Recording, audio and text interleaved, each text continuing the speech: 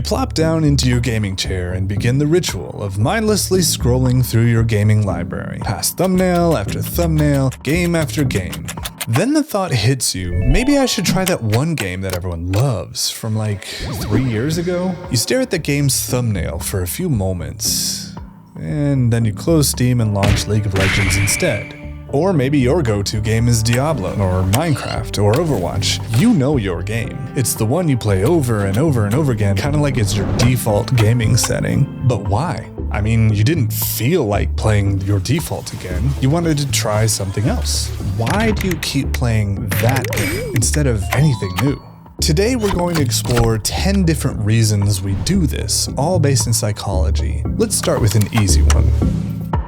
There's an old saying that goes, the devil you know is better than the devil you don't. In other words, what you're dealing with now might suck, but who knows how much worse it would be if you try to change things. Studies show we fear an unknown future more than we fear a known bad one. Think about that for a second. You might not be having that much fun anymore, wandering around your boring old town, hearing the same few lines repeated by the same few villagers, but at least you kinda like Animal Crossing. You have no idea if you'll like the new game. And a $70 ass price tag doesn't help. Like, damn it, gaming industry, can you calm down a little? Video games are unique in that they often take an investment of upfront effort before you even know if you're going to enjoy the experience. There's tutorials, there's pop-up boxes of text, there's you and your level 1 ass that can barely do anything because all the cool abilities come like 3 hours in. You're not gonna know for a while if you like it. There's so much to slog through before you get to the real game. Other forms of entertainment like a show or a movie are much more passive than video games. The thing is just happening in front of you. Nothing is required of you after you hit play. You can engage as much or as little as you want, it doesn't matter. The on-screen thing will keep happening. Video games obviously don't happen unless you interact with them. You gotta press W, you gotta slap your sword, and that's why you dump another 50 hours into League. At least at one point, you liked it. I mean, the new game might suck, and the devil you know is better than the devil you don't. There's comfort in familiarity. We bust out the same old ornaments for Christmas, we hit up the same spots for vacay, and we order the same number 4 combo at the drive-thru. New can be exciting, but tradition is comforting. This is a psychological phenomenon called the mere exposure effect. In essence, people tend to develop a preference for things that they are repeatedly exposed to. You know when you hear a song for the first time, and you kinda like it, but then for whatever reason, on the 5th listen, it just...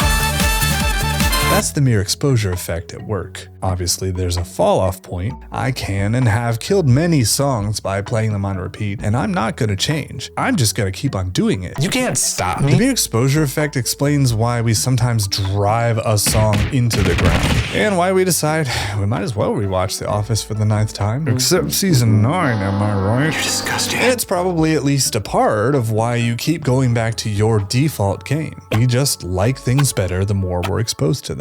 There's another piece to this puzzle that goes hand in hand with the mere exposure effect. Perceptual fluency, or the ease with which your brain can process information. The first time you play a game, it's hard. There's a lot of new stimulus and new data to process, but the next time you play, it's a little easier. Each play session requires less and less cognitive effort from your brain. It's like the mental pipes aren't so clogged. Because when you experience something repeatedly, you gain greater perceptual fluency within that thing. Our brains are wired to resist spending cognitive energy whenever possible. Have you ever noticed sometimes you can feel your mind fight against you when you're learning a new skill tree or a gameplay loop? It takes actual real energy to learn new things. Now, if that thing is interesting or fun enough, it might not feel like such a slog. But when a game opens up with a wall of text during the tutorial, my brain goes, yeah, I'm not reading that novel. Experience that enough with new games and you might accidentally train your brain to expect new game means new mechanics and effort and new controls, and this is downtime. We are not here to try, damn it. Which keeps you from trying, and you go back to Old Faithful.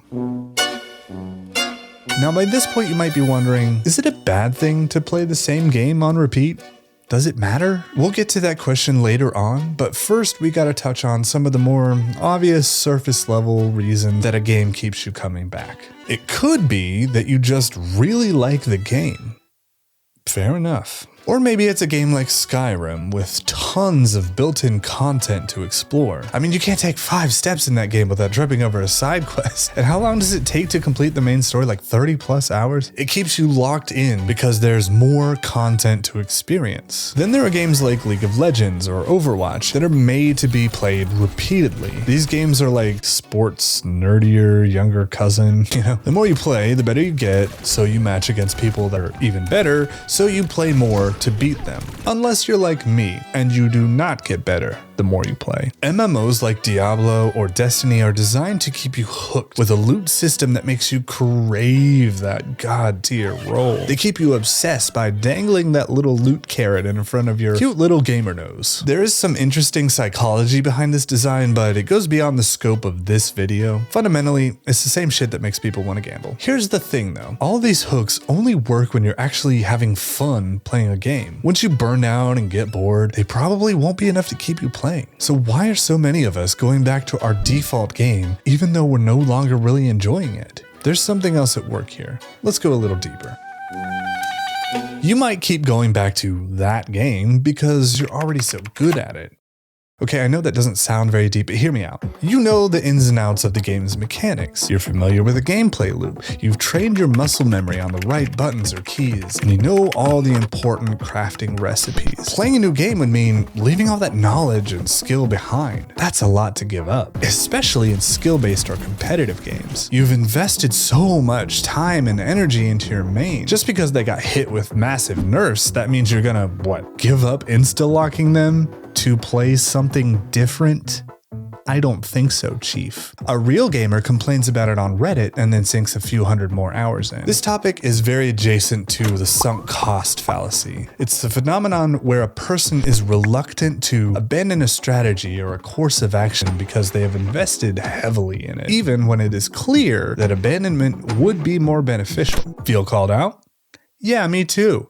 And I have to keep making this video. Some people hone their single game skills so masterfully, they start setting world records and competing against other people's world records. That's how speedrunning communities are built. Getting as efficient as humanly possible in one specific game. Sometimes just one aspect of that game, like a particular level, or something even more specific, like how quickly you can touch all the trees in the game. This is not a real thing, is it? The more skill you develop with your default game, the harder it gets to leave it all behind. Okay, but what if you're bad at games, like me? Well, a game can still pull you in simply because of the potential to develop your skill. Sometimes that's all it needs to hook you, the feeling of wanting to improve. This effect hit me the hardest with Smash 4. The game just dropped and I thought, you know what? I'm gonna compete in real tournaments with strangers. What could go wrong? If I'm really telling the truth though, the thing that actually put the gas in my tank was that I had to beat Jared. He's that friend that was always fucking beating me and I was tired of it. We've all had a Jared at some point in our life, right? So I decided it's time to grind. I worked on my mix-ups, my neutral, shield timing, and fixing my bad rolling habits. I put in the sweat equity, baby. And by that, I mean I tried real hard every other week when Jared and I faced off in our tiny tournaments filled with only people we knew. Most of those people didn't really play Smash. He always won. Anyway, at some point I decided it's time. I'm going to enter a local tourney. And it's not just gonna be with the people I already know. So I did. And I lost immediately. The kid that took me out was using a 3DS as his controller. His mom watched proudly as he took stock after stock from me, and that was the moment I decided competitive Smash was no longer for me. But that's my trauma. The reason I got hooked to Smash 4 at the start was because I saw that game rewarded skill development. And maybe someday I could get good enough to beat Jared. Your default might keep you coming back because you want to get better at it. I think this effect hits even harder when it's a game your friends are playing. There's another side to that coin. You might not want to try a game all your friends are playing because they've been playing it for so long, and you know you're going to be bad at it. I don't like to dance in front of people. I am bad at it. I could get better at it if I was willing to look stupid, but that's easier said than done. So I don't. Most of us can't tolerate being a novice in anything new. I think we're socialized into a mindset that says adulthood must equal proficiency. Full stop. I'm an adult. I'm supposed to be good at things. So when we're presented with a new thing to try, we get real avoidant real quick. It's like our pre-embarrassment alarms go off and start shouting, "You will be bad at this and you will look dumb," and everyone will snicker and call you mean names, and your own mom will call your grandma just to tell her how cringe you are. And we go, "Yeah, brain, that's probably right.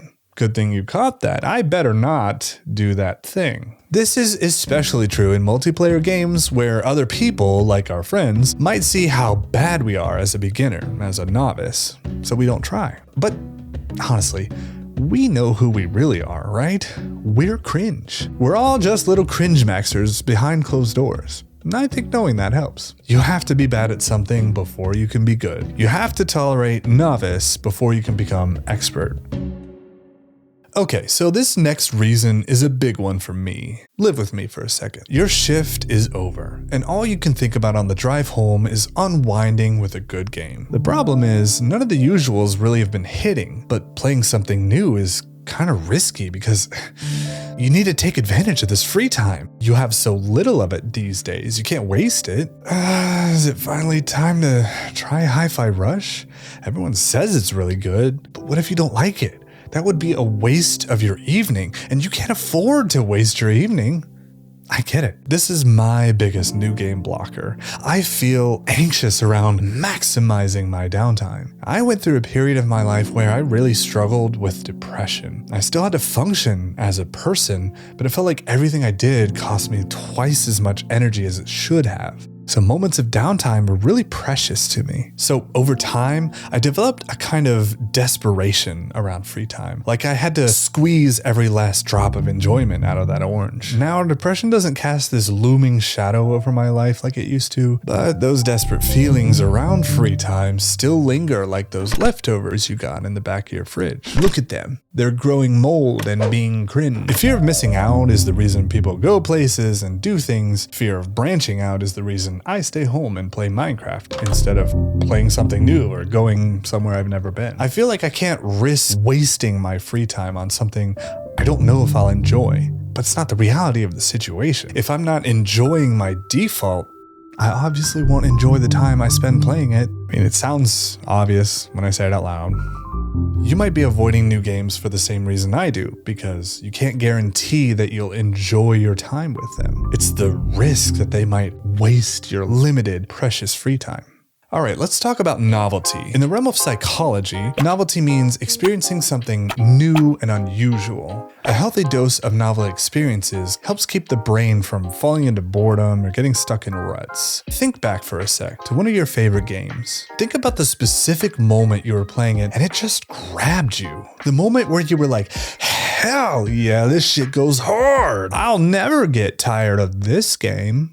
That's what novel experience does to your mind. It releases a cocktail of happy, nice chemicals for your brain to mount on and makes you feel excited to be alive. The problem is, the more you return to the same experience, the more the novelty wears off. The giddy feelings dull, and while you still might like the game, it's nothing like the first playthrough. Here's the thing. Sometimes we silly humans do what our lizard brain tells us instead of using critical thinking. The lizard brain says, go back to that game. It felt so good the first time, so we do. And we try to recapture the feelings we had the first time, but they aren't there. So we play the game more? Yeah, maybe that'll bring back the feelings we felt. But alas, we are a silly little human because we know that's not how it works. We have to do new things to feel new things, and I am mad about it.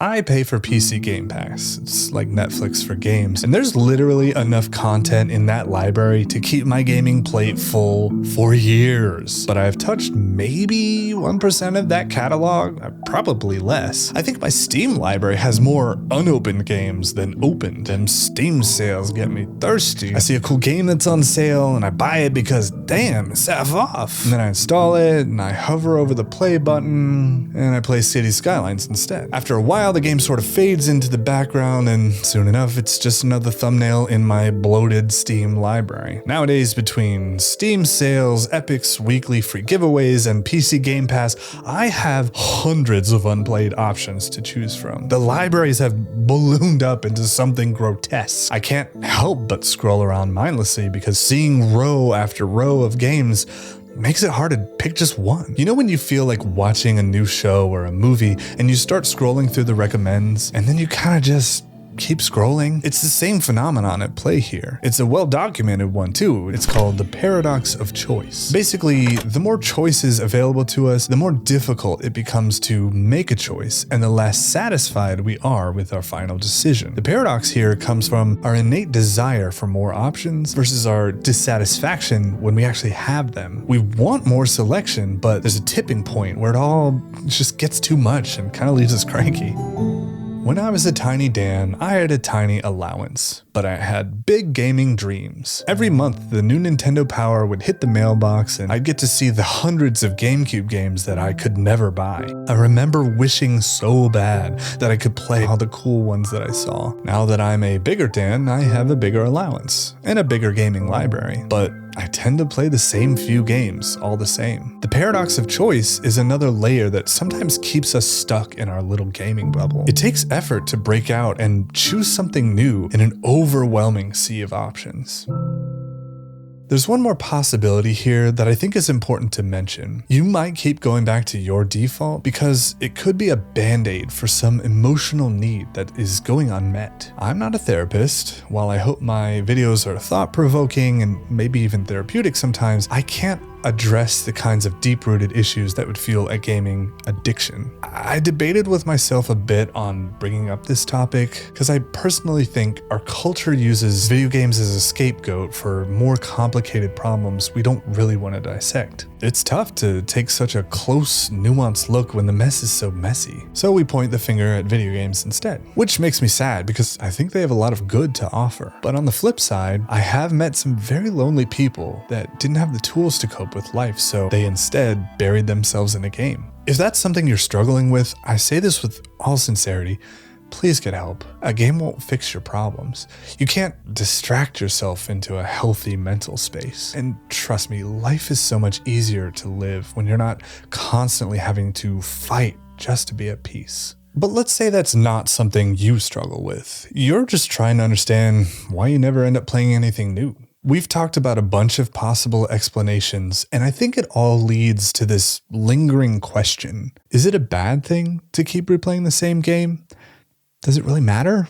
Well, that depends on what you want out of life. More fresh, novel experiences develop what's called a psychologically rich life. But while most researchers agree this type of life is not necessarily any better than a happy or a meaningful one, such experiences can contribute to a truly memorable existence. Variety is the spice of life. Cliche, I know, but think about it this way. Very few people would stay sane if they just ate plain white bread every day, and very few people can tolerate playing the same game forever. We crave variety. The thing is, a life where you're consistently choosing new experiences will be a less comfortable life. You'll constantly be pushing yourself. Familiar is comfortable, sometimes even comforting. Novel experiences, on the other hand, are often on the other side of discomfort and fear of the unknown. It takes a lot of grit to live that way. So how important is variety versus comfort? I think that's a question only you can answer. We all need a balance between new and familiar, but you have to be the one to figure out the right balance for you,